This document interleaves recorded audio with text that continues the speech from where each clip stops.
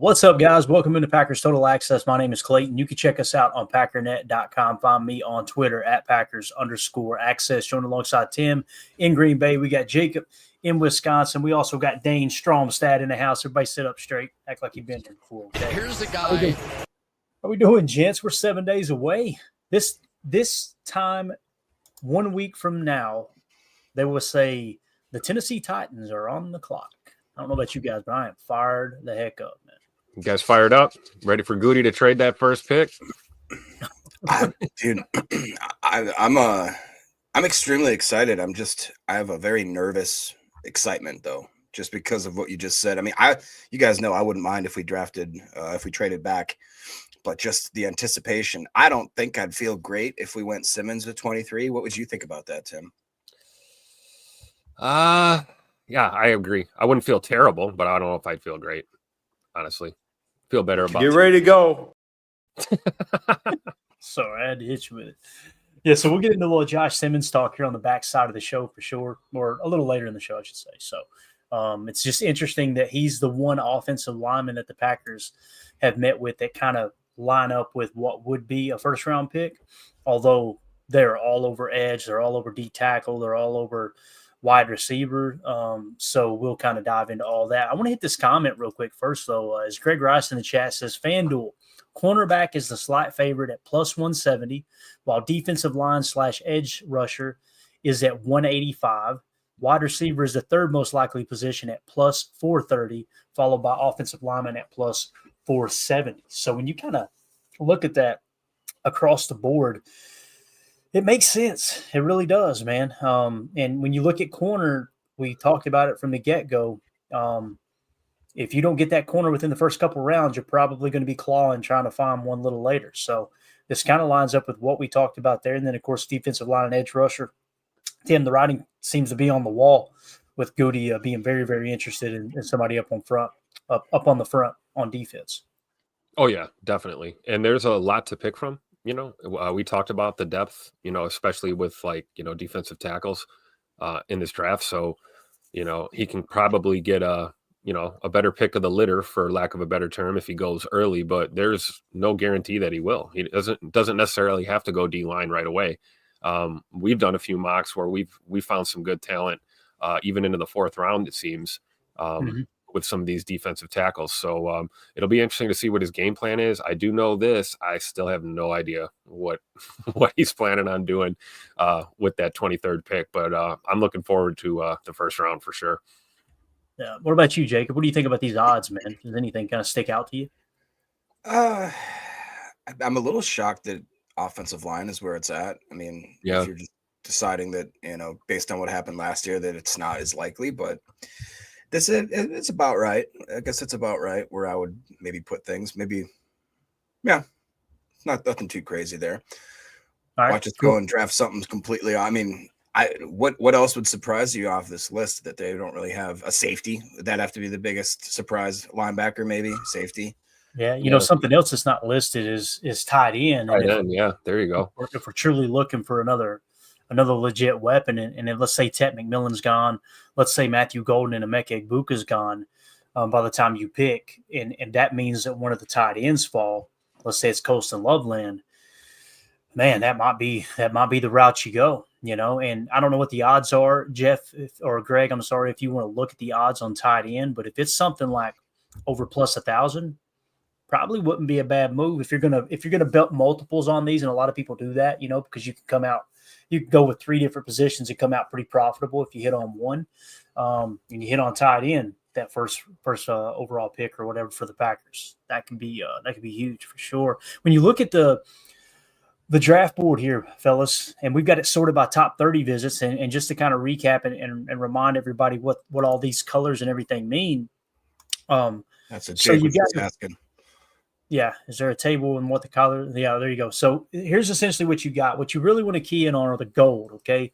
These names in the gold: Shamar Stewart, Walter Nolan, TJ Sanders, Trey Amos, Jordan Burch, Jacob Bayer, Ty Felton, Anthony Belton, and Taylor Elgersma, okay? When you look at those players, And keep in mind, the number on the right or the number on the left is showing you where their value is. So when you hear Taylor Elgersman, people going, what are you talking about? We drafted him in the first 3 rounds. No. He's way down the list. This is just sorted by top 30 visits, okay? So if they've got the target, that means they were a top 30 visit. If they've got the heart eyes, that means they meet the athletic threshold, okay?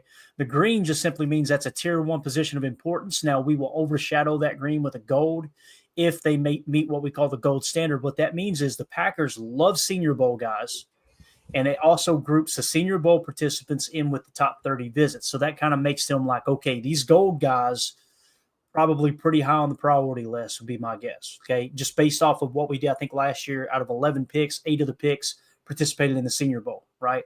And we know the top 30 visits have been pretty large hit as well.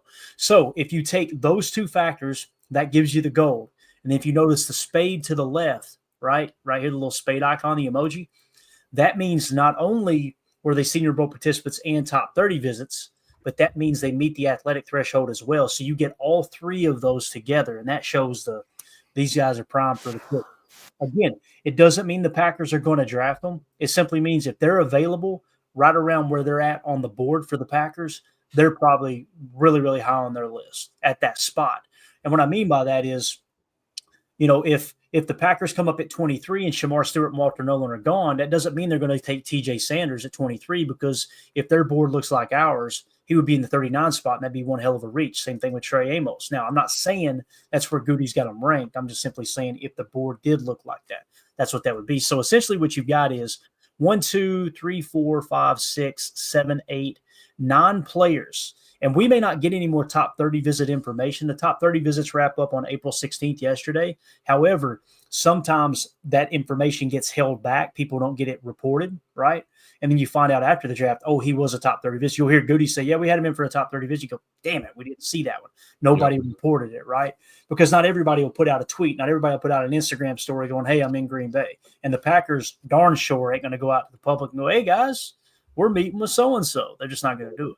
That's why we're grateful for guys like Easton Butler keeping us informed, Absolutely. So there's 25 people that we have of the top 30 visits so far.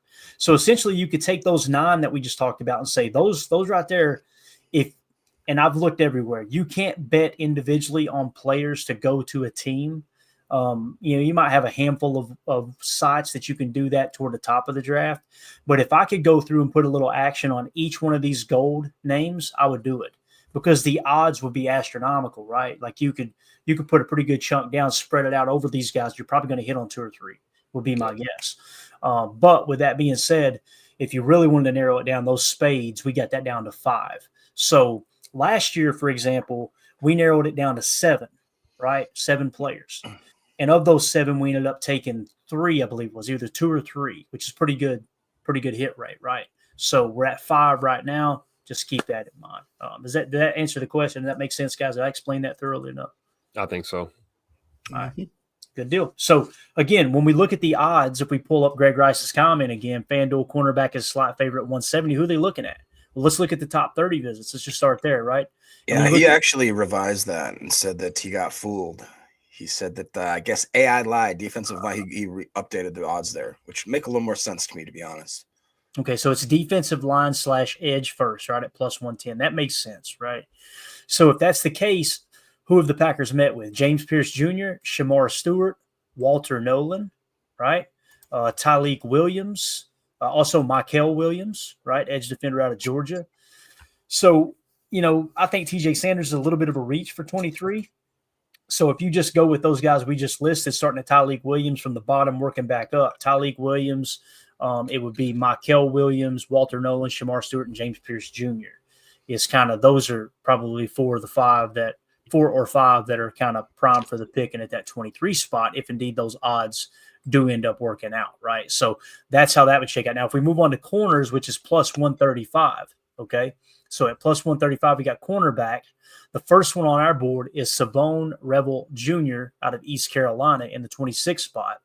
And then you drop down to Trey Amos at 46. Now, again, they may have a first-round grade on Trey Amos, but on our board, that would suggest they would be trying to get him in the second round, or probably have to trade up in the second round to grab him if they don't have a true 23 grade on him, meaning he's worthy of the 23 pick there in the first round. So those are probably the two guys that they're eyeing the most. And again, they may have another guy that they like a lot more, right? These top 30 visits. Most of the time, I was hearing Mike Tannenbaum talking about this earlier. And once again, everybody likes to ask these former GMs, do you ever try to bluff people? Is this smoke and mirrors? He said, absolutely not. That's what he said. He said, this is too valuable of information. You only get 30 of these. Typically, when they would bring people in for the top 30 visit, it means they had a couple more questions they need answered, right?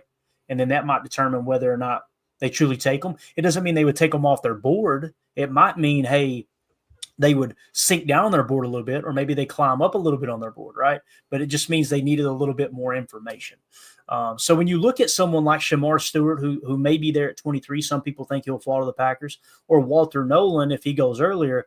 What I'm noticing is I don't think there are any of these top 30 visits that I go, Packers will probably trade up for them.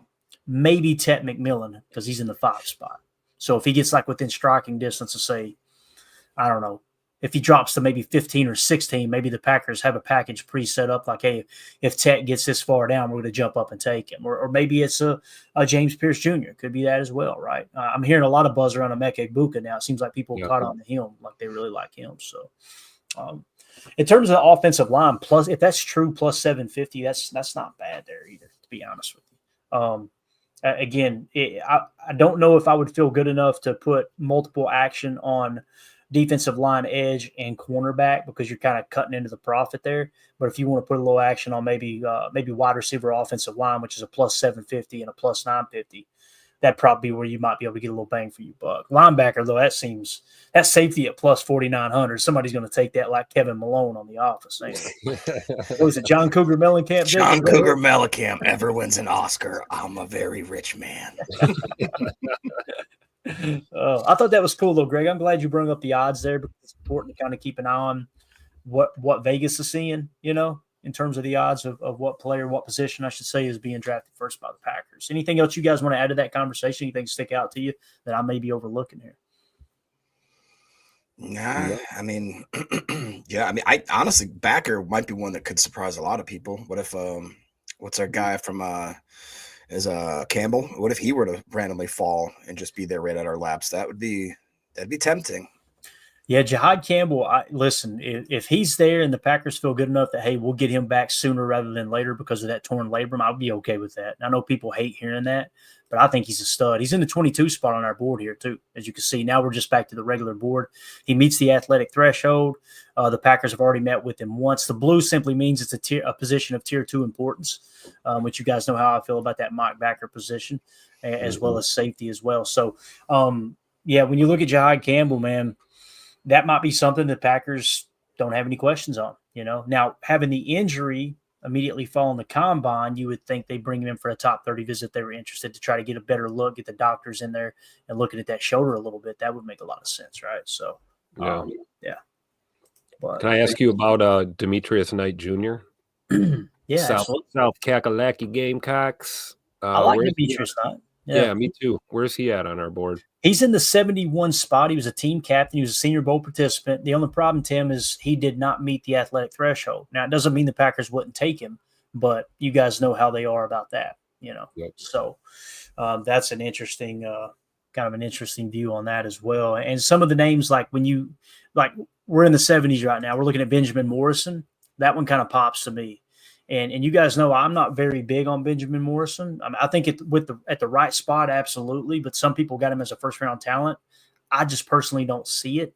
But he's in the 75 or 74 spot. And the reason I say it kind of pops off the screen here to me is because he was a team captain. The Packers met with him, and he meets the athletic threshold. Kind of, pretty good chunk of what you're looking for there in a Green Bay Packer, if that makes sense. So, and we did add in a bunch of information from Dane Brugler's big board. It's interesting how you have to do with Dane Brugler. I'm going to call him out here as if he watches this show. If we have time to put together a board and rank them, why the hell don't they have time to rank them? They just go to the top 100 and the rest is like, all right, we'll just put a round grade on. No, come on, put your money where your mouth is. And I love Dane. I think Dane is one of the best in the business, but what we had to do was go through and go, okay, once you get outside of the top 100 for Dane Brugler, you don't have them ranked in order. We just had to go off the grades and give everybody the same grade on that round, if that makes sense. So I went to the bottom of each round, so we're not cheating for these players. So like if it was a third round projection by Dane, we give him a 96, like he was ranked 96. Everybody in the third round 96, so on and so forth, depending on the round in which he graded them. So yeah, but in terms of Demetrius, not Tim. I would be okay with it at the right spot. But Sure. That athletic threshold is the thing that would probably hang you up a little bit. Senior Bowl and captain. Yep. And look, PFF grades look good on him the last couple of years. Yeah. But yeah, you're right. It's just the athletic numbers. Yeah, and the main thing that brings him down on our board is the consensus big board at the end of the college football season. They had him in the 177 spot, right? And we do not have a grade for him for Dane Brugler yet, or a ranking yet, because I haven't got the linebackers. So we went through, I think I got corners, I got edge, I got D tackle. I haven't done wide receiver yet, but been just kind of going through it and putting them all in. So, yeah. Jacob, you got any questions on the board here, and maybe a player you want to see, since it's shuffled quite a bit today, adding some Dane Brugler rankings in? No, but Eldegrim says you misread. It should be Sean Dolak at 23. I think Emilio. There's Emilio Burner. That's it. He ain't in class tonight. Who you kidding? Yeah. He's in class. Is he in class? Is that where he is? Yeah. He's updating his Excel sheet though. Don't worry. He's staying in there. All right. Anything else? We're good on the big board, right, gents? Oh yeah, for sure. All right, cool. I want to get in a little Jaire Alexander talk, just a touch. Jordan Love spoke on it earlier today. Tim, if you'll get me a screen grab ready, give me that Caleb Williams looking absolutely miserable. I kind of like him. That's one of my favorites. So pop that up there. This was Jordan Love on Up and Adams with Kay Adams on FanDuel earlier today. And let's hear what QB1 had to say about Jaire. I'm sorry, I can't look at Caleb Williams, bro. I can't. Right. We gotta go with Tupac LaFleur today. That'll work too. There you go. All right, so here was Jordan Love on with Kay Adams earlier today. This was on Twitter from the Up and Adams Twitter account. Make sure you go over there, give a like, follow, retweet, all that good stuff. She had an awesome interview with Jordan Love. Loved what he had to say about Aaron Rodgers. I just know it pisses the Aaron Rodgers haters off that he's still calling him his mentor. But anyway, here we go. Kay Adams and Jordan Love, asking Jordan Love specifically about Jaire Alexander. Defensively, what's going on with Jaire? When's the last time you talked to that madman?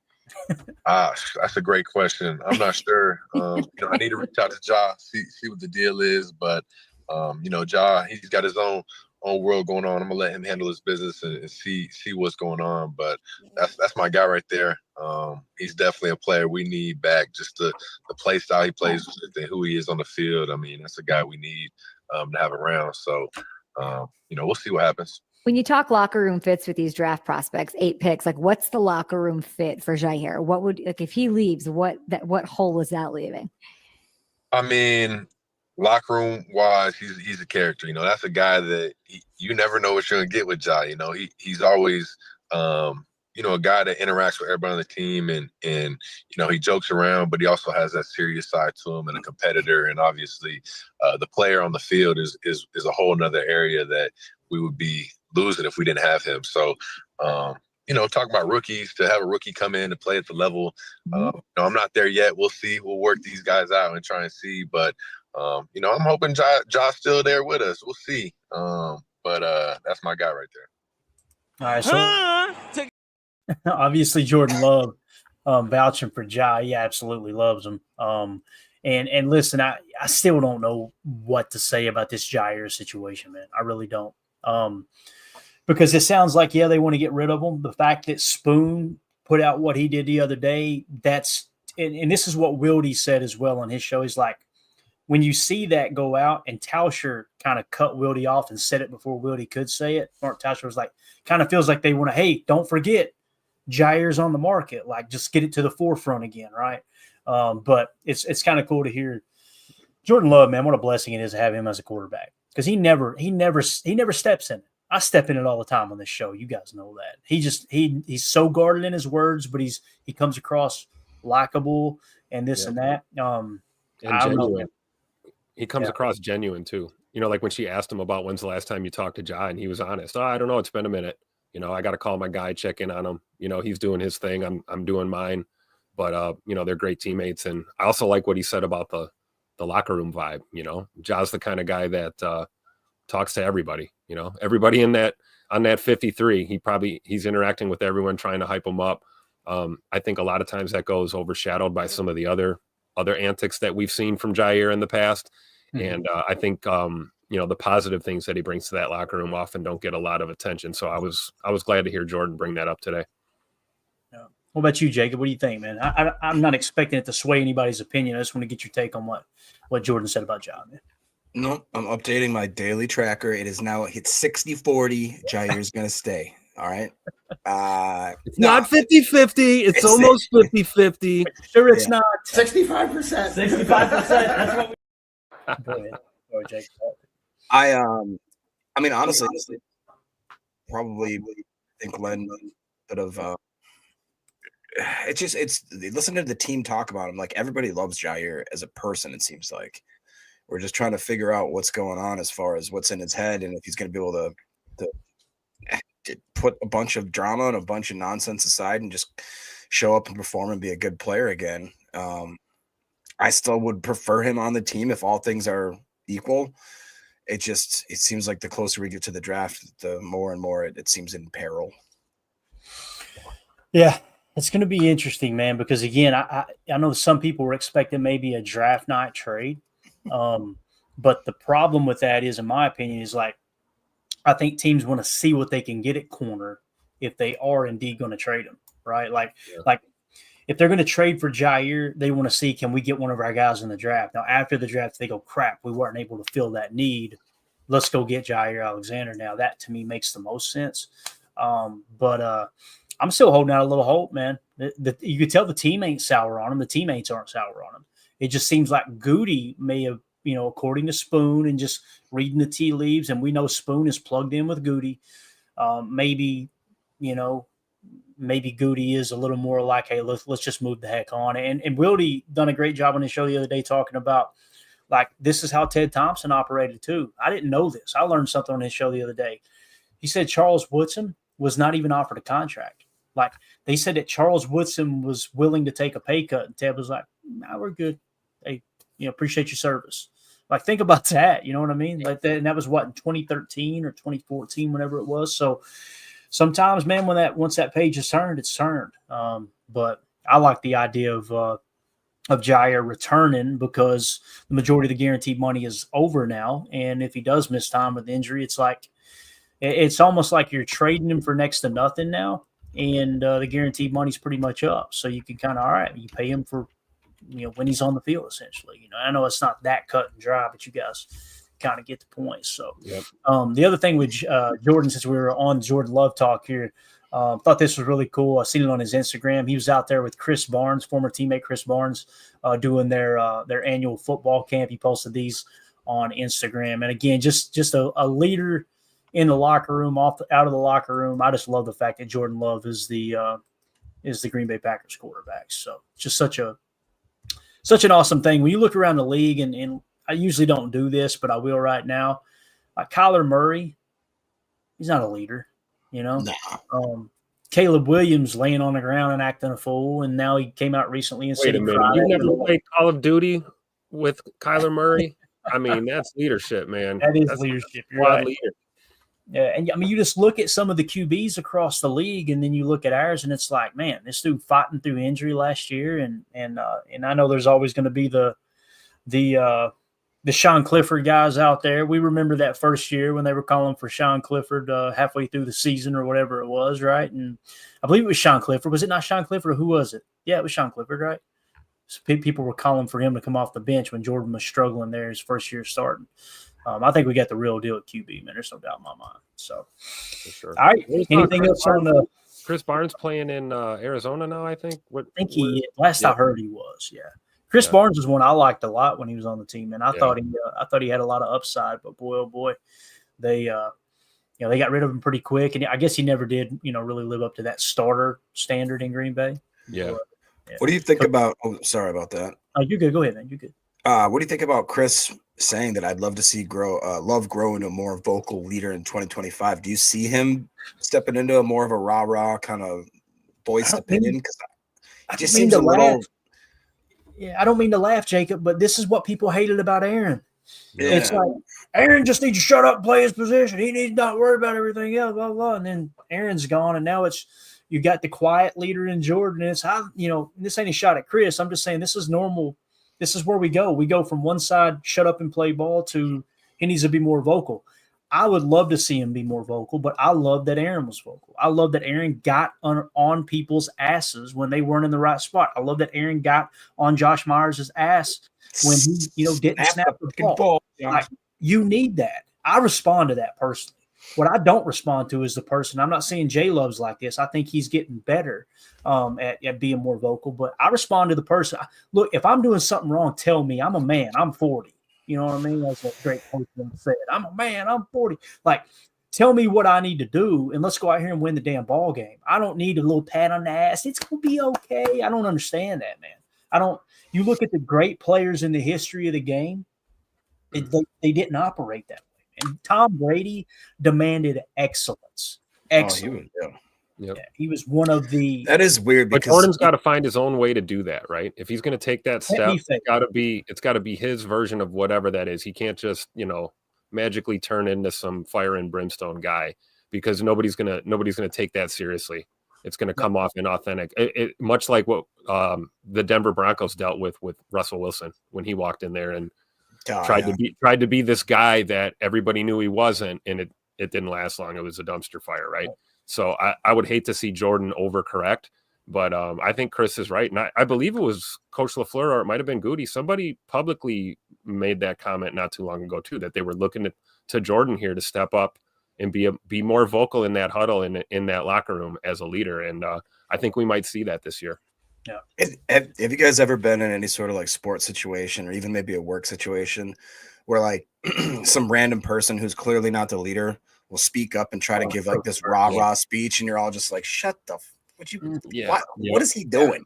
And you're just kind of, it's just awkward. It's like, I would hate for him, like Tim said, to overcorrect and drift into anywhere into that type of lane where it was phony, where he's like, I feel like I have to do this or be seen as this type of way. He kind of reminds me more of like a Rashawn Gary, where it's like every now and then you have pockets where Gary will scare the hell out of you.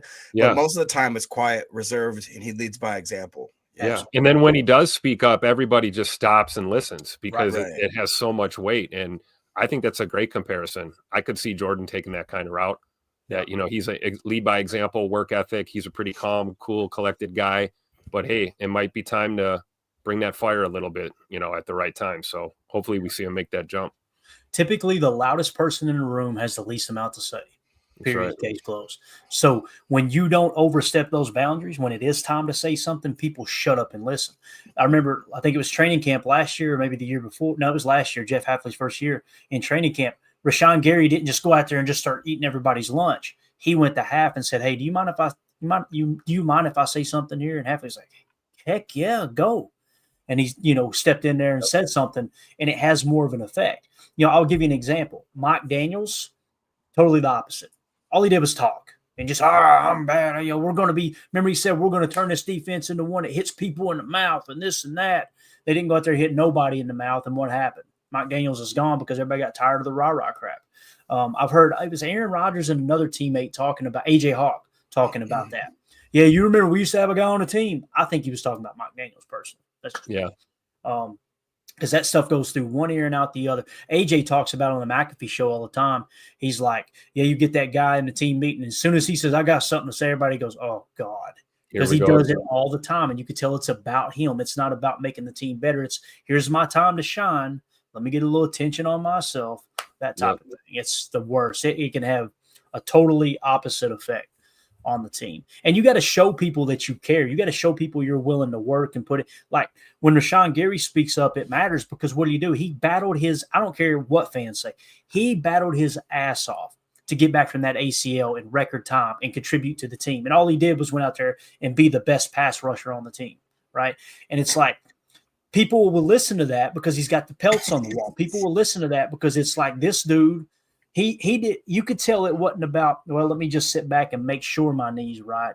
It's, I want to get back out there with my guys, is what it came down to. So I think that stuff is absolutely huge. And I think Aaron did that too. at times in Green Bay. I really do. Mm-hmm. It just the thing with Aaron there toward the end, and here's I want to say this about Aaron too, because again, Jordan talked about how he was his mentor and this and that earlier today on Up and Adams. When you look at how the whole Aaron Rodgers thing happened, people like to say we fleeced the Jets, right? Rightfully so. We won that trade, no two ways about it. But did we get what we wanted? I mean, seriously, for us to sit here and act like arrogant fans, like, yeah, well, look how good we are. We haven't made it as far as we did with Aaron yet, right? So I kind of go, hey, let's slow the roll. Let's get over that hump. Let's at least get back to the NFC Championship before we start pounding our chest like we made the absolute right move. That's just the way I look at that. But I would rather us be less vocal as a fan base. And yeah, you fleeced the Jets. That's great. That's like you went over and took a sucker out of a 2-year-old's hand that was in a stroller. Like they don't know whether to crap or go blind, so they close one eye and fart. That's their team motto over there. So just the whole thing, like pretending like, yeah, look how much better off we are. I don't see it that way. I don't. And I don't think Aaron being here would have made the difference. I love the Jordan Love pick. I love it. Like when they drafted him, I wasn't doing a podcast at the time. I wish I was, because y'all would have heard me go, hell yes. Yeah. That's when you draft the quarterback. Traded up to get him. Yes. Yeah. So, and again, because you've got those, it's talking about traits over production or production over traits. When it comes to quarterback, man, those traits don't just come attached to every quarterback, right?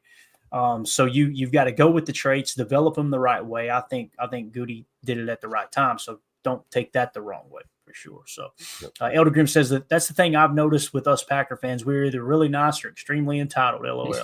Yeah, but hey, man, when you got, what is it, 10, 13 championships you always talk about, sir? When you get that many championships, it's easy to feel like you're, you know what I mean? Like, hey, we're at the top of the mountain. But like Tom Brady said, somebody asked him, which one's your favorite ring? He said the next one, right? He said he heard that at Michigan. I think it was a coach said that at Michigan. He asked that coach at Michigan, which one's your favorite title? He said the next one. That's the mentality you got. That's the mentality you need in this new age NFL too, because it used to be, oh, well, you never won a Super Bowl. Got to win a Super Bowl to be in the conversation. Then you win a Super Bowl, and then everyone says, oh, you only had one. You only had one ring. It's always about what's the next move, And it's a great example, Tommy Brady, with that quote. It's just classic. Yeah, definitely. All right. So there you go. We went a lot longer on that than I expected, but I'm glad we hit on it, man, for sure. I want to get into a comment that Dane Brugler made, Tim. So if you can get me another screen grab ready, you can use the same one. Actually, give me the Halfley. Well, I don't know. Give me the LaFleur and Halfley. There you go. Because I definitely don't want the Halfley one where it looks like he's looking like, what the heck's this guy talking about? Yeah, not that. Yeah, that's the one we want right there. So here was Dane Brugler. I seen it come across the wire earlier today. Shout out to @Hogg HOGG NFL. He's the one who tweeted it out, and I'm not sure where he got it from, but looks like it was This Is Football. Maybe it's called This Is Football Podcast. But Dane Brugler, one of the best in the business. You guys see we're using a lot of his scouting write-ups. I think he does an excellent job. He says, Dane Brugler says Will Johnson is a player who might get drafted lower than expected. Quote, there are enough question marks that a team like the Packers could end up getting a really good player there later in the first round. Let's see what he had to say about Will Johnson. The other one is Will Johnson from Michigan, who was, I think a lot of people viewed him as a top 5 pick coming into the year, but not the questions about the long speed. And then, we talked earlier about not having the testing. He has not tested throughout the process, hasn't run a 40. Now he's supposed to work out next week for scouts. But I had a scout text me just last week about it and say, I'll bet you a lot of money. He does positional workouts, but doesn't run the 40. And we might not have a 40-yard dash from him. And when it's a stopwatch position, and when you don't have a 40-yard dash from a corner, that creates some doubt. And so if Will Johnson is still available in the 20s, I don't think that should really surprise anybody. He's a good player, but there are enough question marks that a team like the Packers could end up getting a really good player there later in the first round. All right, so there you go. I just wanted to hit on that real quick because we kind of talked about Will Johnson a little bit, right? I'm going to drop this down and go back to the big board. And I want to get your all's take on Will Johnson here, and whether you think you would be okay if somehow, some way, Will Johnson makes it to the 23rd pick.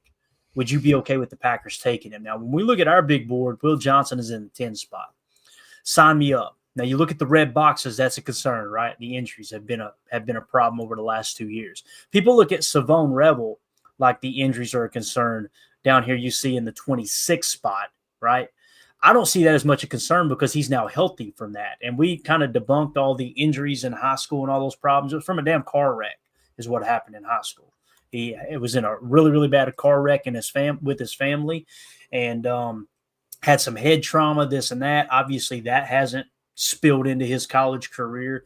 But in terms of the ACL, he's fast tracking to get back. But again, back to Will Johnson, when you look at him, other than the injuries, guys, in the 10 spot, PFF in 2022 was 12th best. Then he drops to 113. He drops to 114 at his position, right? But the PFF big board at the end of the college football season still had him in the 6th spot. The consensus big board still had him in the 6th spot. Daniel Jeremiah here recently in the 12th spot when he released his top 50 for the first time, right? Kyle Krabs had him at number 2 when he released his first top 100 list. Dane Brugler had him at 13 on his initial list. So the 3 people that we say we trust the most in Daniel Jeremiah, Kyle Krabs, and Dane Brugler, along with Greg Cosell, who gave him a 5-point bonus, they all say dude's phenomenal, right?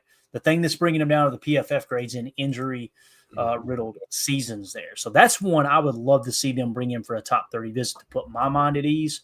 But if they don't bring him for a top 30 visit, Jacob, it kind of feels like he might be off their board. What do you think about Will Johnson there potentially at 23? Yeah, it's tough because, like you said, when healthy, he's amazing. It's just that phrase I really am getting sick of hearing, when healthy. We've been plagued by that phrase on both sides of the ball for quite a while, and I think most teams are. That's we always look at the Packers as if like we're with a magnifying glass, and we don't realize that the other teams are a lot of times going through the exact same stuff we are, but we're just so focused on what we know and what we see every day and what we read and what we harp on. But me personally, if I'm the GM of the Packers, Will Johnson's completely off my board. He's got too many different injuries. Unless he really does fall like into the 2nd, then great. But for me, if he's supposed to be around the 10th pick and he falls to the 23rd, you're still taking that much more risk on a first round guy that I don't believe the injuries dictate he should be a first round pick, just because, I think it was like somebody mentioned, it was 2 different hip surgeries.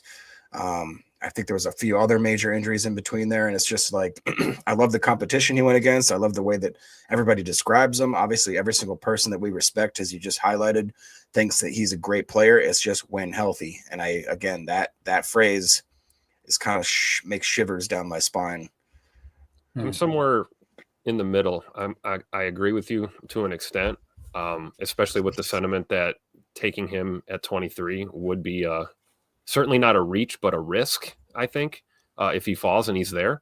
But I don't think I'm taking him off my board, because if he falls even later, or if he falls to the early 2nd round, now I'm thinking a little bit. And the thing with him is, he had a minor shoulder injury last year, which is a concern because he's kind of a leaner, lighter framed corner, right? But severe turf toe. And we dealt with that with Tay Adams his last couple of seasons with us, missed a handful of games. It sounds like a really minor type of injury until you've ever had it, and it's excruciatingly painful, and it's difficult to move. So that's what knocked him out of, most of last season. And here we are, you've got guys begging him to run a 40. Well, I think I know why he's not running a 40. He's got turf toe, and it's still bothering him. So those are legitimate concerns, especially when you're talking about that position, especially when you look at his attributes and his ability to, get up and be physical and play a little press man when needed, and also be a good, feet moving, eyes on the quarterback zone cover guy. If you don't have that footwork down because you're dealing with a nagging ankle or turf toe or any of those kind of lower leg injuries, I think that's enough of a concern that I don't take him at 23. That's just my opinion. Not taking him off my board, but I'm not grabbing him at 23. Got it. And for me, I think I'm on the opposite side. Like, if Goody takes him at 23, he's not worried about the injury. I think we would all agree with that, right? So if the injuries check out, yeah, but you got to get him in-house to check him out, right? So that's why I think highly unlikely at 23, but it's very, very, very interesting to think about for sure. King Tron in the chat said Johnson's full of red flags. Like and share. Y'all appreciate that. Yeah, if y'all would take a quick second, like the stream, feel free to share it with a friend. If you don't have a friend, you get a bunch of friends here. Just don't share it with us because we're already in here. So appreciate you being a member for 4 months there, Tron. You are the man. Coach Lynn said, do we worry about his speed? Coach, tonight, do me a favor, man. It could be a highlight reel. Go find Will Johnson tape and tell me if you're worried about the speed. Because I'm telling you right now, when I hear, and I think, who was it here? Somebody said, I think we already took it off there. Why would he not run? I had it marked. But anyway, said, why would he not run? Because it can only hurt his stock. Yep. It can only hurt his stock. Like, I understand why these guys don't run. I get it. And if you want to be one of those people that would say, well, if you're not going to run, you're not going to perform, I'm taking you off the board. I completely understand that opinion too. But if I'm a player and I'm already ranked in the top 10, the top 15, why would I run and risk lowering my stock? It just doesn't make sense. It really doesn't. So I kind of see both sides of the coin there. But, Coach, do that, man. Go watch the tape and tell me if you worry about his speed. Because I was thinking the same thing. Went and turned on. I think I heard Ryan talking the same thing on his pod the other day. It was like, yeah, his speed is not a problem.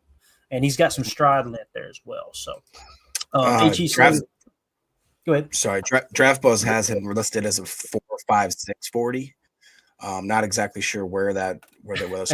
Those always crack me up, man. Yeah, because it's like they're just firing from the damn hip every time. They're watching game film with the stopwatch, right? Trying to clock it.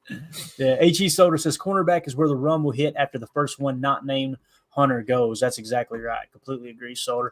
Ron Sample says, I'm on the opposite side. I'd pick Johnson in a heartbeat. I can understand that too, man, because, again, our board's saying a top 10 talent.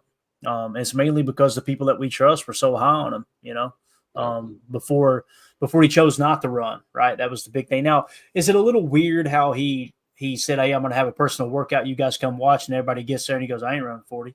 That's you could have handled that a little bit better. You could have let him know up front, like, if you're coming to watch me run the 40, I'm not going to do it, just so you guys know up front. So that's probably the better way of handling that. But he's an interesting prospect for sure, man. Watch him turn around and go like number 3 or so. Watch him go over Travis Hunter. That'd be hilarious. Wouldn't it? Just surprised everybody and just went at the top of the draft. And then Jaire Barron falls to us at 23. We take him. I'm cool with that. Dude, last night, I know tonight Jacob's gonna run the mock draft tonight. We're gonna give him a shot at getting roasted online. But last night Emilio did it, and sure enough, Jaire Barron fell right in his lap. I was like, look at this crap, right? It didn't happen for any of us before. Where did he take Dolak? Did he take him? We didn't. We took your boy Torrey Horton, though. He did. Bro, did you you didn't listen to the third show. Round, right? Didn't we pick Horton in the third? I think so. We broke down Torrey Horton on the show. I think it was yesterday, Jacob. You need to go back and listen to it, dude. Dog. I know. That's my guy. Yeah, diving into that was a lot of fun, man. So I'm on the Torrey Horton train now for sure. So, all right, that's going to do it for hour 1. For those of you listening on the pod, we will see you on the other side for hour 2, where we're going to talk a little offensive line. We appreciate y'all. For those of you listening on the pod, welcome into hour 2.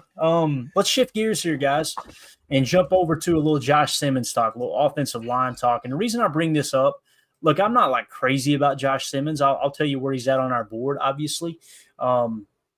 As we look at the board here, Josh Simmons is currently where are you at, sir? Because it has shifted a little bit since I wrote this article. Where are you at, Josh Simmons? I know you're a tackle, sir. Oh, he's in the 24 spot, so he's right there in the wheelhouse, right?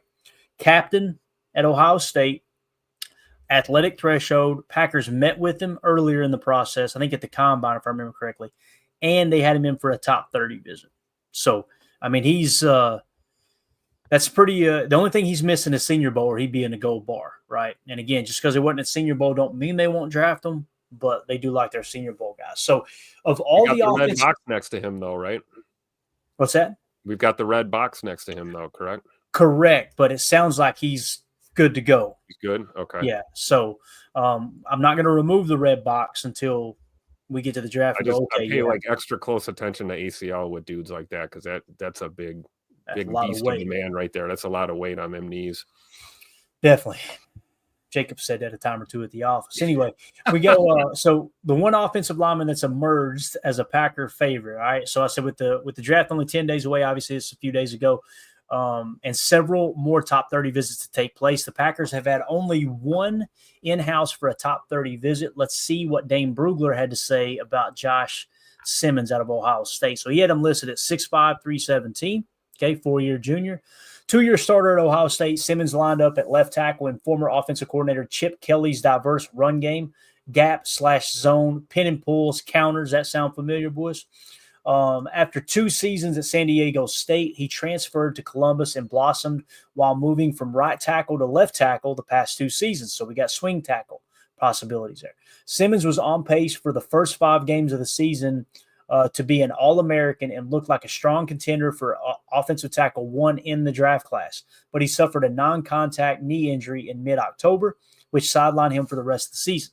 Simmons explodes out of his stance in pass protection, and plays with knee bend, balance, and calmness to govern his movements. Shoots his hands and stays square to pass rushers. He isn't an overpowering mauler in the run game, but Kelly's offense highlighted Simmons' range when executing pulls, reaches, traps, etc.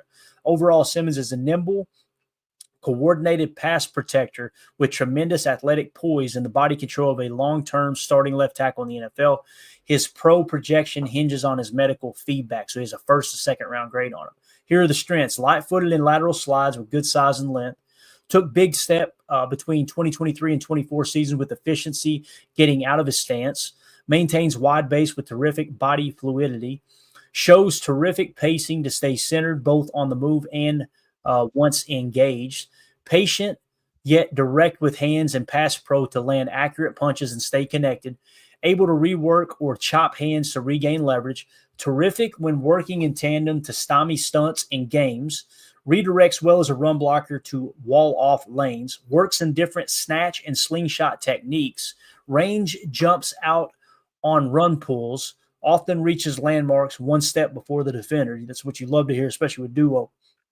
Penalized just once in 6 starts in 2024. It was a false start versus Oregon. I wonder if that was at Eugene. It might have been at Eugene. Experienced at both left tackle and right tackle. And his weaknesses are, you see this list of strengths, and there's a far fewer lists of weaknesses. Needs to continue developing anchor to settle down after giving ground to bull rushes. Occasionally caught oversetting. Initial handwork needs to be better in the run game. Not a true people mover once he latches. Non-contact patella injury in the left knee. October of 2024, which required season-ending surgery. And, of course, at the time we showed where he was at on the board. We've showed you an updated version of that now. What do you guys think about Josh Simmons here? On the surface, would you be willing to take him at 23, or do you think this was Goody just trying to get a little bit better understanding of the patella there, Tim? You know, I don't even know how to answer that question. I just don't, because, you know, and when you hear like non-contact, it's kind of like what I was referring to. So he was probably, you know, coming out of a set or something, stepped, and that was the end of that knee. And, you know, he had the preventative measure type knee braces on even before the injury. So it is a little bit of a concern. I don't think it's enough of a concern to like take this guy off your board.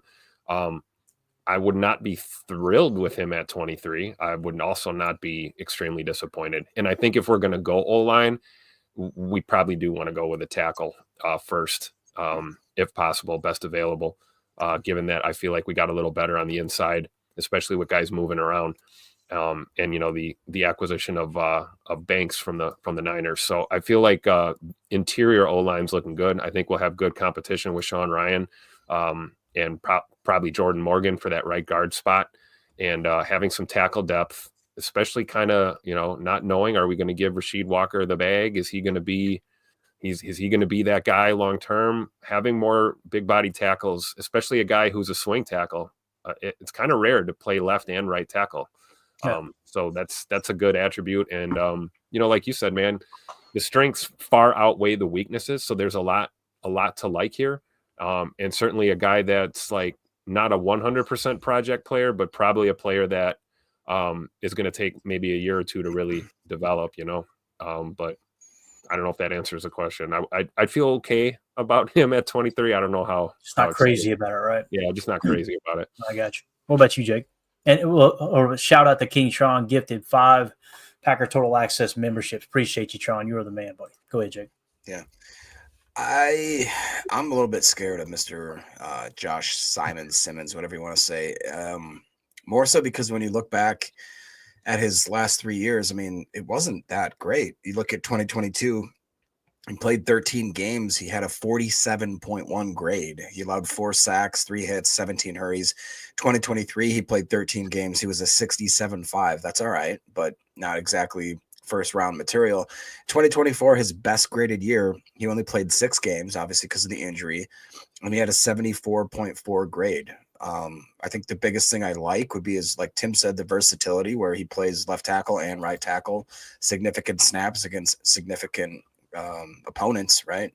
But just for the 23rd pick in a draft class of certain talents at other positions, that one would have me scratching my head a little bit, just kind of not quite understanding the value at that pick. Mm-hmm. And again, Dane Brugler said if he hadn't got hurt, he probably would have been the top tackle in this draft. Yeah. I think Mimbu is probably overtaken him now, is what it sounds like, which we've been high on him most of the time. Where is I've heard it Mimbu and Mimbo. I think I'm going to call him Mimbu because that's what Daniel Jeremiah is saying. He's usually got a pretty good grab of it. We've got him in the 8th spot. So Will Campbell, we've actually got higher than that. Some people say because of the arm length, he's probably going to be a guard.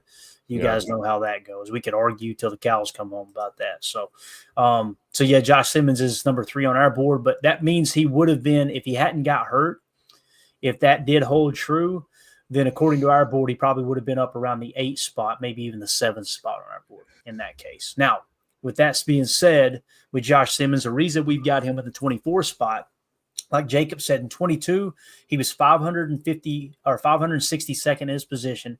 In 23, he jumped all the way to 178. In 24, he jumps all the way to 92. So you've seen a steady increase there in PFF grades in terms of his positional ranking. At the end of the college football season, even after the injury, the PFF big board had him in the 11th spot.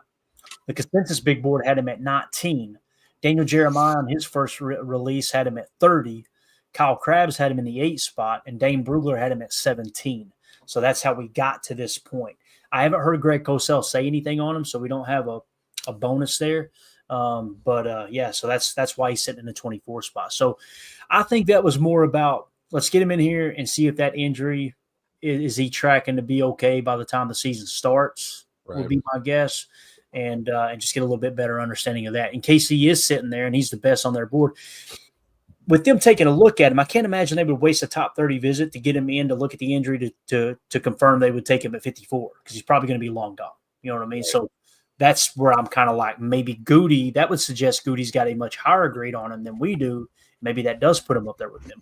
So, and we know how Goody loves those projection picks, right? Not so much, how did he play in college? It's how are these guys going to project to the NFL? So I definitely think if Goody goes tackle, first round pick for the 2nd year in a row again, I think it's a really good sign that Jordan Morgan's moving to guard, or at least is going to compete for that right guard spot. Yeah, definitely. Daryl in the chat says, I'm iffy about Josh Simmons. I think we all are, Daryl, to be honest with you. That's what it sounds like going across the board here. For sure. So, all right. So there you go. Anything else you guys want to cover on Josh Simmons? Again, I wanted to hit on it because I'm not going to be surprised if they go O-line at 23. I know fans are going to lose their mind if it happens, but it wouldn't surprise me one bit if Goody goes offensive line there at 23. I wouldn't be so mad about, like, I really like Gray Zabel, and I think I saw someone in the chat. Maybe it was Coach. Yeah, Coach Lynn, I think, said that too. I honestly, I love Gray Zabel just because they've talked about how he's one of those guys that can play center, can play guard, can play tackle anywhere. So you get a Swiss Army knife like that automatically gives you depth at 3 positions. Mm-hmm. That to me just makes sense if you're going to double back a guy in the front in the first round. That is, that to me is more intriguing. You guys know how cheap I am, right? So like the more bang for your buck. That to me, you get a guy that can play 3 positions that in a pinch could be. He was one of the. I think another one where they said, good guard, great. Great, good tackle, great guard, like awesome center kind of thing, where it's like just plug them in wherever. Yeah, where have we heard that before, right? Right. The vibe I get too is no one sees him as a tackle in the NFL. I haven't heard anyone say he's going to play tackle in the NFL. He played tackle in college, went to the Senior Bowl, dominated at everything, right? But they're seeing him as the best center in the draft, and he can play interior offensive line is what I'm hearing now. So with that being said, if they were to bring him for a top 30 visit, guys, He's a Senior Bowl participant. He dominated. Let's go with this before we talk about the gold zone here, okay? Look at how every box across the board is full, okay? And this is what I mean by that. PFF 2022, he was 155th at his position. 23 he jumps to 24th. In 24, he jumped all the way to 5th, right, at his position. The PFF big board had him at 39. The consensus big board is the only thing that's bringing him down. Him and Kyle Krabs had him a little lower. They got him at 74. Senior Bowl, Daniel Jeremiah said he dominated, so he gets the Senior Bowl bonus, right? Daniel Jeremiah had him at 48 on his initial list. He's probably risen since then, but you guys know how we do that. We stay with the original list. Kyle Krabs had him at 89. Dane Brugler originally had him at 38. That's a lot easier to stomach at 23, Jacob, if you want to go, with that pick with him. RAS, 9+ as an interior offensive lineman. Greg Cosell, absolutely loved him. He's all the way across the board, right? And why haven't the Packers had a top 30 visit? There ain't nothing else to check out there. They got his measurables, right? Yeah. They seen him dominate at the Senior Bowl. I guarantee you that's one that Goody's like, we are not wasting a top 30 visit on this dude because we know he's a dog, right? Now, with that being said, watch Goody bring him in. Watch us get word that they brought him in last week and we didn't know about it, right? So, but again, if he was a top 30 visit, he would not only be in the gold zone there, he'd also have a spade. So that's the only thing lacking. So you got to kind of, again, when you see all those bars full, everything across the board full, that tells you that's a dog. I'll tell you another one right here, Mason Taylor. Look at him. He's got digits in everything across the board as well. Maybe not quite as high, just a 3-point bonus with Greg Cosell and an 8+ RAS, not quite a 9, but you get the drift there. Look at Jaden Higgins, man. Him and Trey Harris have slowly crept up this entire process, dude. Pretty cool. I agree. Jaden Higgins in the 49 spot now and Trey Harris in the 50 spot. Unfortunately, I could see Jaden Higgins be one of those. He was a top 30 visit, and we find out later. Yeah. Names, yep. Wouldn't surprise me either. All right. That's it for the offensive line talk. I'm glad we got that in because, again, I think it's something we're kind of overlooking. I think Goody will take at least 2 offensive linemen in this draft. I really do. So, With that being said, Jacob, you ready to do this, man? You ready to do your mock draft, sir? Yeesh. All right. Now, what are the parameters? Do I get the final say? Is that basically what this is? You are the GM. We are your lowly assistants. And we're going to bully you like everybody else is going to in the comment. No, we're not. It is amazing, though. I want to say this about Kyle Williams, okay? Had a knucklehead in the comments say, y'all are stupid. I cut it off when you passed on Kyle Williams. I don't know what kind of nude pictures Kyle Williams has of all these fans that they think they've got to pretend like he's all of a sudden a damn first-round pick. It blows my mind. I did a poll question. I'm like, I got to know how people feel about this, right? So I did a poll question. I said, Packer fans, which round would you draft Washington State wide receiver Kyle Williams in? 2nd, 3rd, 4th, or 5th? 3rd round led the way at 39.4%. But if you combine 4th and 5th round, that comes in at 48%. So the majority of Packer fans see him as a 4th or 5th round pick, right? Nobody sees him. Very, very few see him as a 2nd round pick, I should say, at 10.9%. So I'm just glad I wasn't losing my mind, Tim, because I'm telling you, we get these loosies jump in here or there, and you think Kyle Williams was damn Jerry Rice 2.0. Yeah. When you put that poll up today, I clicked that 4th round button so fast as soon as I read that. He ended up being a great football player. But these people that act like he's just dominant, and you go and look, his best game came against 2 Podunk University teams, New Mexico and somebody else, right? He's got 8-inch hands. The scouting report says he needs to secure the ball better. It's just like, I'm not saying he can't be a good pro. I'm not saying he can't be a great pro, but to pretend like what we've seen in college, this dude is just off the charts, blows my mind, man. Blows my mind. So anyway, I just wanted to hit that real quick because that popped up earlier today in the comments. I'm like, I gotta know if I'm off my rocker here. Evidently I wasn't. So I want to hit this real quick too. J. Cole's comment, if we can, before the draft here. He said, I called it, wouldn't be surprised. The only team that was reported that met with Jaden Higgins is the Steelers. So J. Cole is kind of thinking what I'm thinking here, that maybe we did in fact have a top 30 visit with Jaden Higgins, and we just don't know yet. I agree. Somebody that's keeping it under wraps, right? Yep, absolutely. I think Jay mentioned that a couple of days ago on the show too. He was thinking that. So we'll see what happens. I think he might be right. I think teams appreciate that too. That's definitely a positive mark when they have somebody for a top 30 visit and they find out the person didn't send an Instagram post out. I bet they're like, okay, that says a lot. He's just staying under the radar. because you would want to get that out and boost your stock. But if a player doesn't do it, I think that earns a little merit with the team. Me personally, I could be looking into it a little too deep. But all right, Jacob, here we go, man. We could trade back. We're going to take it to 23. You could trade back if you want to. Okay. Baltimore, we've been abusing the hell out of them every mock. We just take their pick every time. But here we go. Let's start this sucker. There we go. Finally, a realistic one. I seen Cam Ward went number 1 instead of Shedeur Sanders. Oh, boy. So, all right. Do you want to look at potentially trading back, Jacob? But on the board, see, look at you and Emilio looking up again. Jaire Barron on the board here at 14. You got Mike Green at 18, Jahad Campbell at 19, Malachi Starks 21. What do you think here, man? Can you scroll a little bit down farther for me there, sir? I sure can. On down, you've got Corey Horton's still on the board, Jacob. Don't worry. O'Marion Hampton, Nick Warray, Jackson Dart, Gray Zabel, Tyler Booker, Donovan Ndaraku, Emeka Egbuka. All right, we are going to try and trade back. All right, who would you like to trade back with, sir? Let's try LA. LA Rams. All right. Yeah. Let's go trade LA Rams. Give up the 23rd for the 26th. And what do you want to try to get back, sir? I think we can steal 90 from them. Do you really? 3 spots? Nah. They said no, sir. All right, go for 101. You'll have to read. It doesn't let you unclick, which is the only thing I don't like about this site. I know it's really weird. All right, so we're going to go 26 and 101, right? They said yeah. Put it on the board. All right, so we're going to trade back from 23 to 26 and pick up the 101st pick in the draft from the LA Rams. All right. Jaire Barron went. Ooh. All right, so there went Gray Zabel too. You're seeing Gray Zabel go first round pretty much every mock now. Yeah. Really. That's an interesting one. Okay. Jahad Campbell. Jahad Campbell. Sorry, I had something in my throat. I hope he takes Jahad Campbell just so I can read the comments. I'm going to lay in bed with my phone. Oh, boy. Can you scroll down a little bit? Mm-hmm.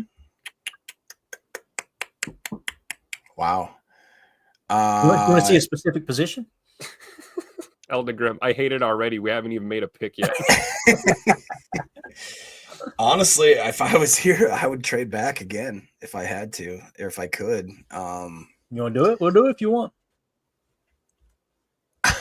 Wow, you're not even thinking about like Mike Green or Jahad Campbell at all? I'm really not. Wow. How far do you want to trade back, Jake? Washington. All right, so we go for pick 29. Is that right? Yeah. All right, let's see here. Let's go to Washington. We're going to give 26 for 29. And what do you want to pick up a 4th here or what? Yeah.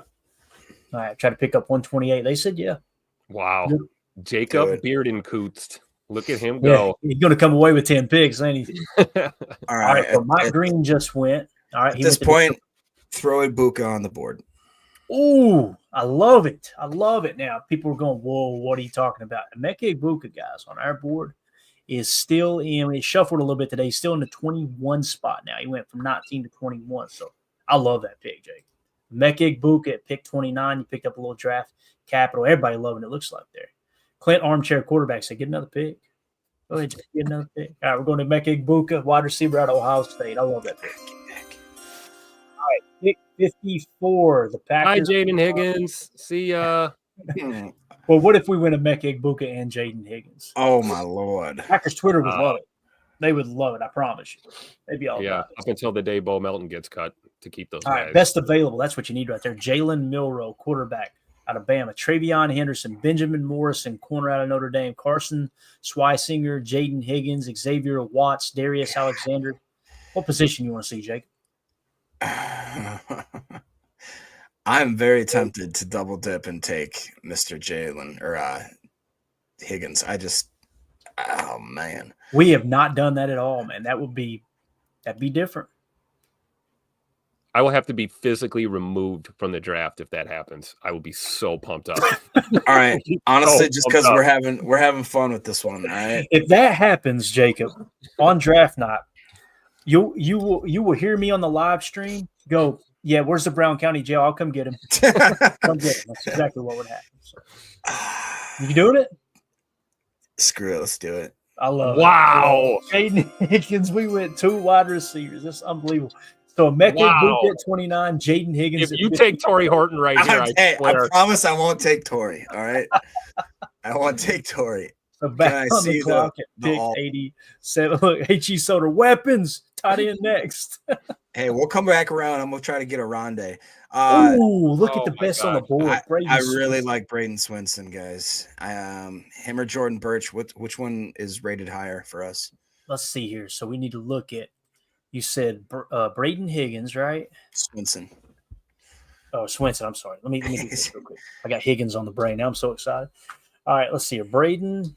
This is why we need Emilio in here. He's big fancy boy in school tonight. 92, Braden Swinson is on our board.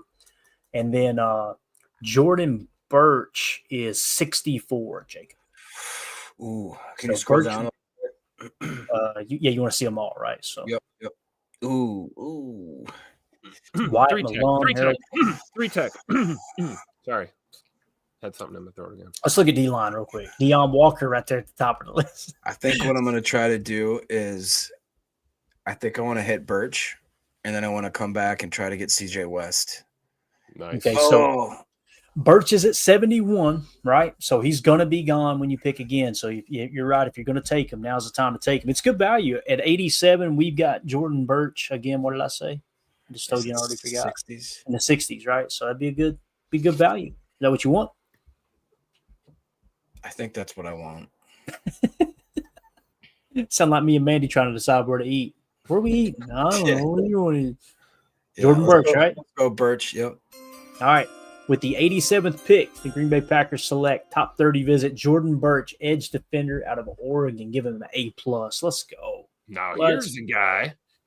All right. Here we are now at pick 101. What do you want to see here, Jacob? Ooh. I mean, for the people on the pod here, while you're thinking, Wyatt Malum is available, Savion Williams, Kevin Winston Jr., Cameron Williams, Dylan Sampson, Jacob Parrish, Ashton Gelati, Will Howard. There's Anthony Belton in the 95 spot. Charles Grant. Charles Grant's on the board. Okay. Can Deion Walker's still there. Can you pull up cornerback for me, please? Yes, sir. You got Jacob Parrish, Dorian Strong. All right, let's go Parrish here. Jacob Parrish. All right. Whoa. Okay, hold on. Can we just okay, take Parrish. Never mind. No. What do you want to see, Tim? This What is do you want good. to see, Tim? I'm just saying while we're looking at corner, can you pull up scroll down the list Oh, just scroll down the list. Gotcha. just a little Yeah, bit? Kobe Bryant, Jaire Alexander, Upton Stout, Tommy Hill, Jordan Hancock, Mello Dotson. Wow. I'm looking for Who you looking for, man? I'm looking for my Louisville boy. He gone. Quincy Riley off the board. Quincy already? Riley's Yeah, gone. he's already gone. Yeah. Wow. Okay. That's yeah, why take Jacob Parrish. I feel like I gotta go Parrish or else Dorian, but I like Parrish better than Dorian. All right, it's your draft, man. We're going to go Jacob Parrish. This should be a good pick. This would be an A right here, I would imagine. A+. Let's go. Jacob Parrish at 101 out of Kansas State. You get your cornerback. All right. So this next two picks, we got 2 within 4 picks. Can we pop open? There we go. Oh, Look at this. I really like Charles Grant quite a bit. Charles Grant, Terrence Ferguson, Deion Walker, DJ Giddens, Dorian Chris Paul Strong. Jr. Torrey Horton. You said you wasn't going to. Where do we have Chris Paul Jr. on our list? Chris Paul Jr. on our PTA big board is in the 91 spot. All right. And that's compared to Stutzman, which is where? Danny Stutzman is a little higher at 88. Okay. Can you show me interior defensive line real quick? Thank you. You get Deion Walker. Let's That's go CJ West. I gotta go CJ. You want to get CJ right I here? feel like he's the last of the true Let's see big where boys in the middle. let's see where Deion Walker is on our board now. Deion Walker is at 107 on our board now. CJ West is higher, right? Yeah, I think he'd have to be, right? The only thing I don't like about our board is we put periods in for initial players. So it's harder. Actually, listen, Jacob, I don't want to tell you CJ West's ranking because I don't want to talk you out of your pick. I know you like CJ West. So I'm going to tell you after we pick. Is that what you want, CJ West? Go back to all real quick, could you? Charles All right, Grant. let's go Charles Grant first. I'm gonna come back and try to get CJ. All right. You want to hear where Charles Grant's on the board? I know where he's at. He's up there, right? 67. That's good. Yeah. Run that That's in. solid. All right, so we're going to go interior offensive lineman out of William and Mary, Charles Grant with pick 124, another A+. Nicely done, Jacob. Best report card I've ever had, guys. Straight A's. They call me Ace. They call me Buzz. All right. So can you click on D-line again? D-line, you got Deion Walker, CJ Right, West. at this point, I'm going to go CJ West. All right. CJ West with pick 128. CJ West, defensive lineman out of Indiana. Wow. Another A+. Look at this I guy like it. cooking. Cooking with Crisco, baby. All right, what do you now we're at 159. Jacob, what would you like to see here, sir? Where do y'all have David Walker? Just curious. Yeah, David Walker's interesting, man. Because I want to say he was high for a little bit, like high on our board, not high. He's 102 on our board, Senior Bowl participant. He was a captain. The problem, though, smaller Tim, school. He does. What's your not wife meet- doing? What's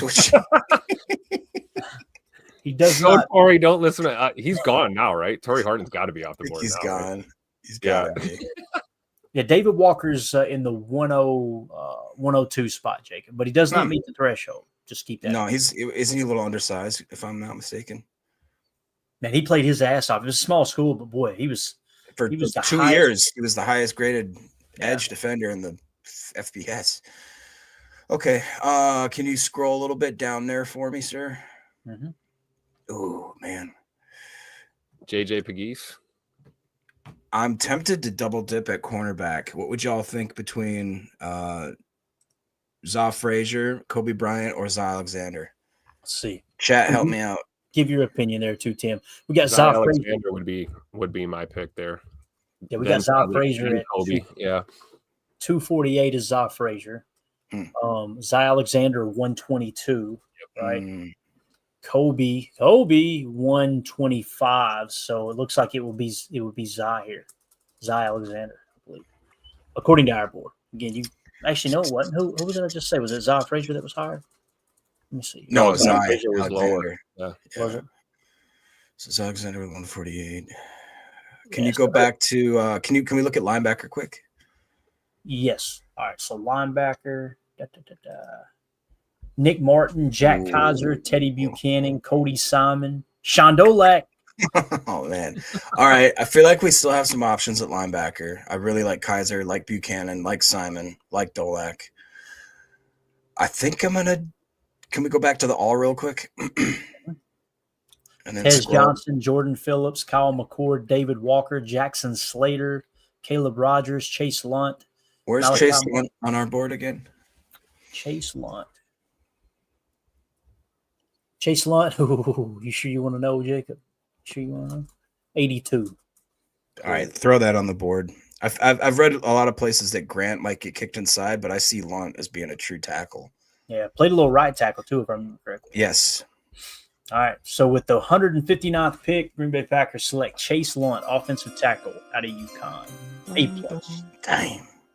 All right, pick Seriously. 198. 198. And let's see here. Oof. I think. Ooh. There's Zai. Didn't we just say we locked him? Let's I see. like him a lot.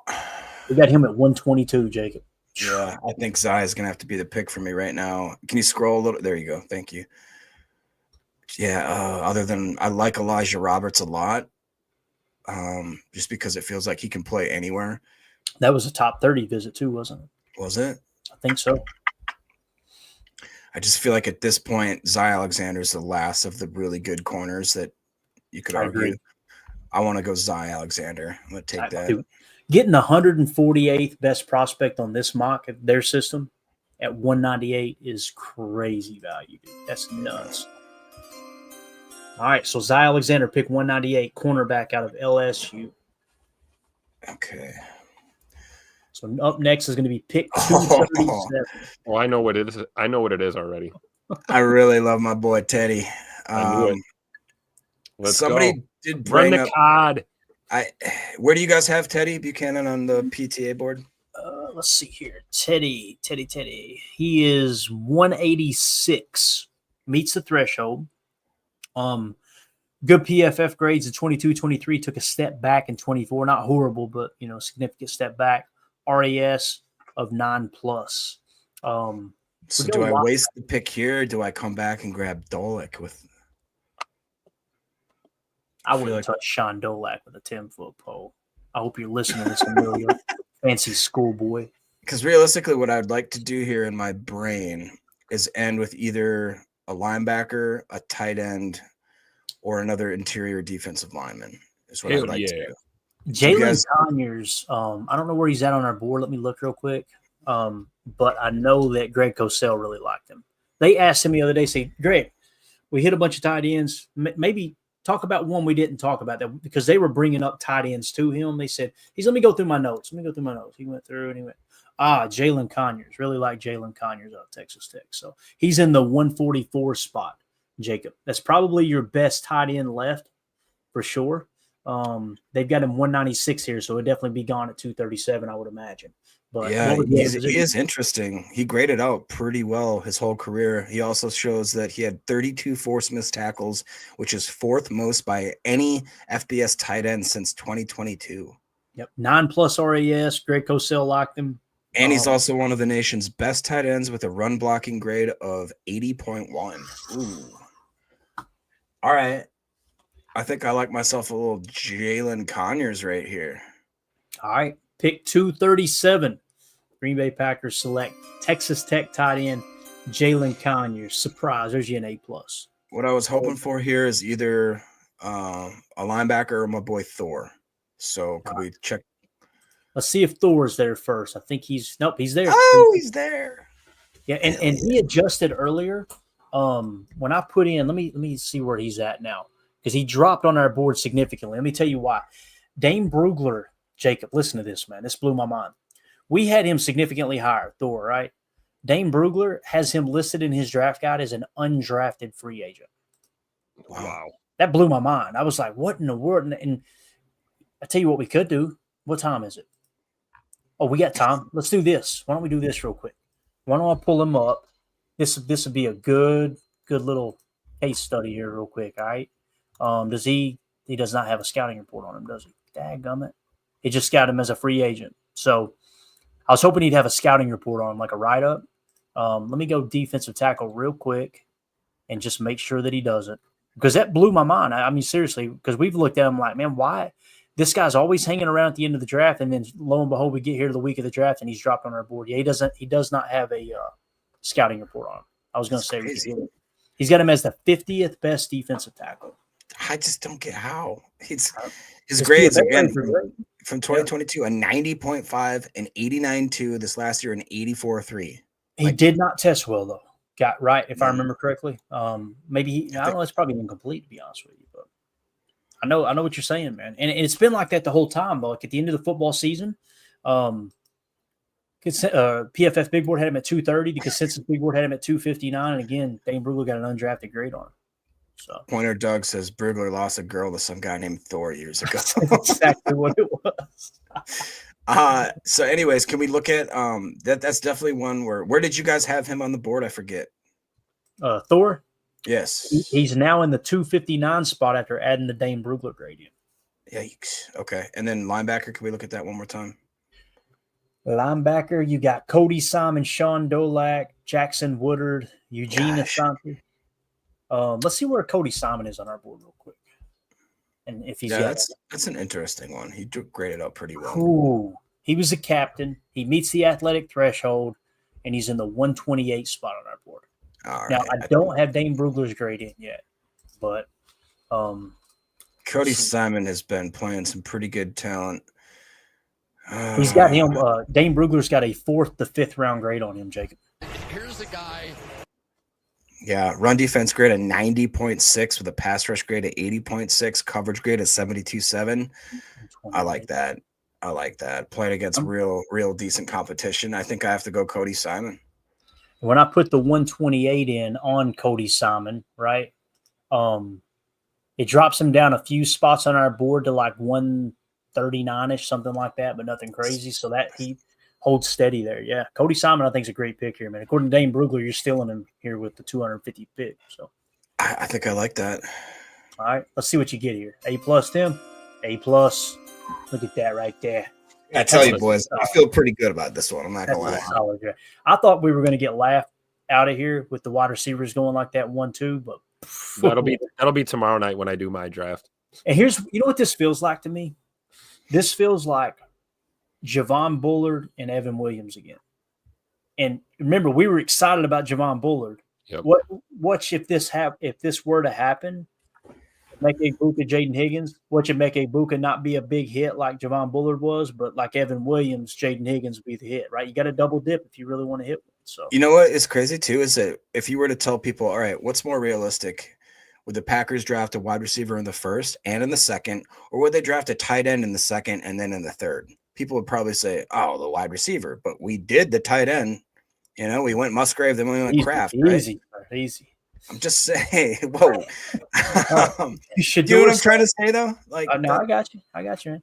Shador Sanders at 1. So he did go 1. I guess I didn't see it correctly there. Shador Sanders went number 1, Travis Hunter 2, Jalen Walker 3, Will Campbell 4, Mason Graham 5, Ashton Gianti 6. What is going on with Cam Ward? Ty Warren 7, Cam Ward 8, Kelvin Banks 9, Abdul Carter 10, Shamar Stewart 11, Matthew Golden 12. Look at that. Matthew Golden went before Tet. Wow. Matthew Golden 12 to the Dallas Cowboys. Josh Simmons 13. We just got through talking about him, right? Colston Loveland 14, Armand Mimbu 15, Will Johnson 16. So he falls to 16, didn't quite make it to 23. Kenneth Grant 17, Michael Williams 18, James Pierce Jr. 19, Walter Nolan 20, Tet McMillan 21 to the Steelers. Imagine Tet McMillan on one side and DK Metcalf on the other. That's interesting. And George Pickens in there too, right? With Aaron Rodgers throwing the ball to him, that'd be crazy. Derek Harmon 22, Maxwell Harrison 23, Jade Barron went 24, so you could have got Jade, you traded out.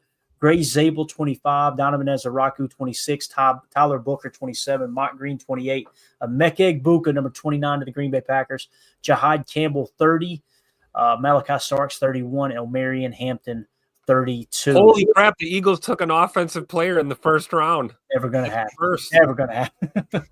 All right, so when you look at Jacob's draft here, with the 29th pick, he went Emeka Egbuka, wide receiver. With 54, he went Jaden Higgins, wide receiver. 87, Jordan Birch, edge defender. 101, Jacob Parrish, cornerback. 124, Charles Grant, interior offensive lineman. 128, C.J. West, defensive tackle. 159, Chase Lunt, offensive tackle. 198, Jaire Alexander, cornerback. 237, Jalen Conyers, tight end. And 250, Cody Simon, linebacker. Solid draft. I like that. I really do. I'm going to tweet that out like it's mine since it's a good one. And not tell anybody that Jacob did it. Now, I want to see what people say about two wide receivers like this. For sure. That's pretty solid, man. I'm going to tweet it out just like I did last night. That was a phenomenal draft, Jacob. Yeah, that was a lot of fun. Good. Honestly, the one that I'm most worried about is Jordan Birch, just because I'm not very sold on him. But I feel like that the ranking and where he's at, we needed to get a decent guy in there in the rotation. But I think he could be a good player. Yeah, I think you cook, man. I think you cook. Strategic trades, good drafts. This one's up there. I mean, Emilio crushed it last night. Yeah, I thought. This is right on par. I got some pressure on me when I do my draft, man. I have to do some homework. So I'm going to tweet it out and say, "Here are your damn wide receivers, Packer fans." That's all I'm going to put. We'll see what happens. God, that would be amazing, though, wouldn't it? Can you imagine? I'd be grinning from ear to ear. Dude, if we got Charles Grant at 124, that would be amazing too. That's what somebody just said. Oh yeah, Eldegrim. Yep, Grant in the fourth is a steal. 100% agree with that.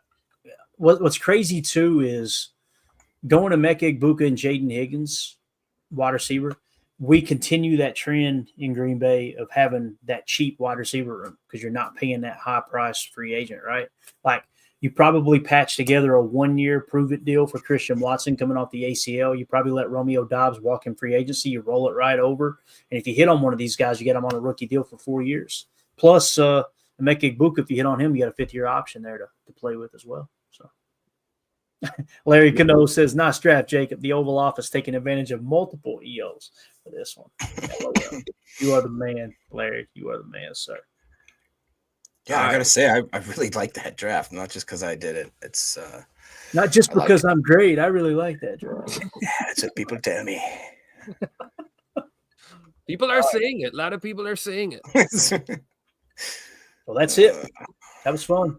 I love doing this. We're going to do this every night until the draft gets here. And I see people in the Patreon group already entering into the mock draft contest. Matter of fact, I might be able to pull that up real quick before we go. I just want to give a shout out. What'd be fun is if we could get even maybe like Ryan or Baz or anybody, Jake, maybe somebody like that, just to bring somebody else in and have them do a mock draft so we could maybe make fun of them, plus get maybe a little outside. Because I feel like all of us have our guys, and all of us know who are, like Tim could be like, Torrey Horton, he knows exactly what I'm going to pick before the freaking screen's done populating. So I feel like if we had maybe a different little outsider, we could maybe start thinking a little bit out of the box, Yeah, no, definitely. So again, in the Patreon group, these are the chats we're talking about. Like, you got the draft board link, you click in there, you got a link. Emilio's keeping that up to date for everybody in there. And then when you go back to the regular chat there, you get the mock draft contest, you get your favorite prospects, latest news. We got a ton of draft or ton of chats in here that you can dive into. But the mock draft contest so far, here are the entries. Now, keep in mind, people can delete these. You already seen a couple messages. People can delete them and resubmit them before 11:59 p.m. Wednesday night. Okay, and Paul Grant's already got his mock draft in. Looked like somebody changed their mind and deleted theirs, and they went back with the Do You Rant's got one in. He went to make a Ibuka with 23 there. Ooh, I like that. Chris N has got his in there. He went Donovan Ezaraku with 23. Ooh, so look at Torrey. That's a good draft. Whoever most accurately duplicates what Goody actually does on draft night is going to win a free autographed jersey. I think what we're going to do there, guys, it's going to be I'm thinking about letting the winner decide. Do they want a Javon Bullard jersey or do they want a Dontavion Wicks autographed jersey? One of those two. So they're both autographed, I'm just saying. So maybe might just do that. Let the first place, you get to pick, right? And then the second place will be, I think, an autographed card is what we're going to do. It's probably going to be this rookie Bo Melton card that's autographed. So right on cue, just Prince reads my mind. Looks like Melton and Heath out the door with Jacob's draft. Yes, let's give this Bo Melton card away quick since Jacob just drafted. Sorry, guys. But also this Saturday coming up, we're going to be doing a giveaway. Anyone who's a member of the $3 tier in the Patreon group, that's how you get access to these chats, guys.